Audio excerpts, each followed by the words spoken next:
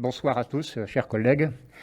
La fréquentation de la route littorale de Pointe-Rouge à Callelongue connaît une fréquentation sans précédent depuis plusieurs mois.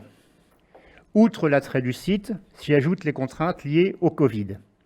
La fermeture des remontées mécaniques des stations de montagne, les restrictions de voyage, tous facteurs qui ont aggravé la situation avec le report de personnes qui ne seraient pas venues dans d'autres circonstances. Avec pour conséquence le stationnement anarchique sur les chaussées, sur les accotements, y compris en écrasant la végétation d'espèces rares, et allant même certains jours jusqu'à empêcher la circulation du bus numéro 20, dont on ne peut pas dire qu'il prenne quand même trop de place sur la chaussée.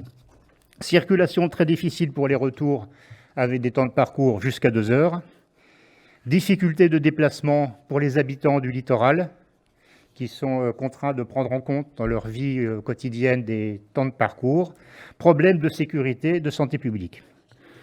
Cette situation difficile à vivre pour les habitants n'est pas nouvelle et a fait l'objet d'études de la gamme en 2015, d'ateliers de travail sous l'égide du Parc national des Calanques en 2018.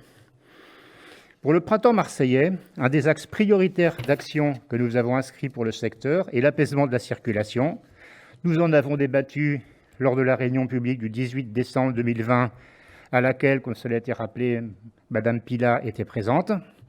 Réunion qui a été suivie avec beaucoup d'intérêt, mais aussi avec beaucoup d'attentes de la part du public. Les réflexions sur ce dossier se poursuivent avec la population, avec les associations, avec les comités d'intérêt de quartier.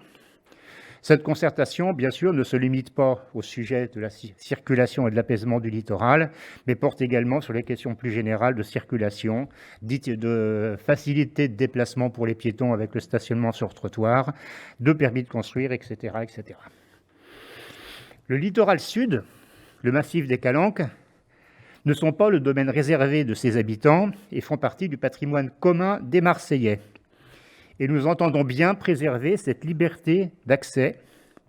Toutefois, face aux difficultés de circulation et de stationnement, il est impérieux de réduire la circulation automobile en développant des offres alternatives crédibles, développement des transports collectifs, les lignes de bus 19, 20, 45, 47, les navettes maritimes aussi qui peuvent rendre des services, le développement d'itinéraires cyclables et piétons et la création en amont de ce littoral, de parkings de dissuasion.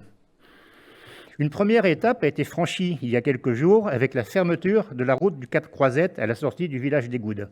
Bon, il faut quand même rappeler que cette route du Cap Croisette se situe sur une propriété privée, ce qui a permis d'ailleurs au Parc national de réglementer cette utilisation, et avec la mise en place des contrôles d'accès à Callelongue à venir, nous en avons parlé tout à l'heure.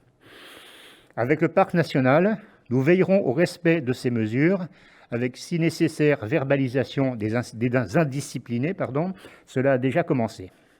Mais parallèlement, il faut s'engager résolument vers des mesures plus ambitieuses, des mesures de fond. Alors, ces mesures sont pour les unes de la compétence de la ville de Marseille.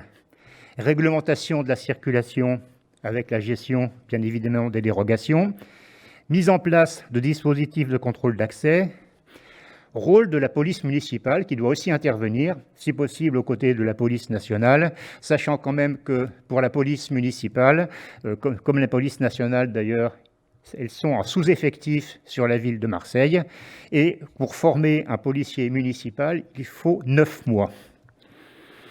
Pour les autres mesures, elles sont de la compétence de la métropole, les travaux d'adaptation de la voirie, la création d'une véritable piste cyclable de Vieille-Chapelle à Pointe-Rouge et au-delà, ce qui correspond en fait d'ailleurs à la ligne 1 du plan vélo de la métropole littorale, et aussi du bras armé de la métropole qui s'appelle la RTM, pour un renforcement ambitieux de l'offre de transport.